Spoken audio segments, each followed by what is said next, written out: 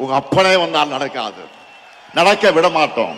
அதிமுக முகவடியை போட்டுக்கிட்டு வந்தா எங்களுடைய தமிழ்நாட்டு மக்களுக்கு உங்களை அடையாளம் தெரியாம போயிடுமா?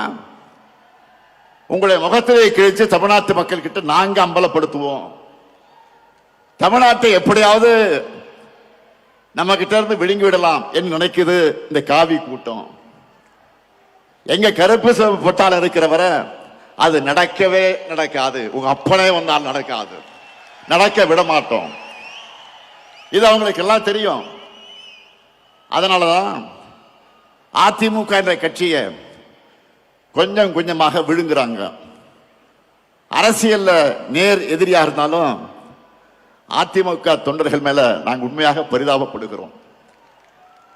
அவங்களுடைய உணர்வுக்கு மாறாக கட்சியை கொண்டு போய் டெல்லியில் அடமானம் வச்சுட்டாரு பழனிசாமி. தன் சொந்த நலனுக்காக, சுயநலத்திற்காக எப்படியாவது முதலமைச்சராக ஆகணும் என்ற நப்பாசையில பழனிசாமி அடிமையாக கிடக்கிறாரு. அவரை வச்சு ஒட்டுமொத்த அதிமுகவையும் அழிக்கிற வேலையை பாஜக செஞ்சுக்கிட்டு இருக்கு.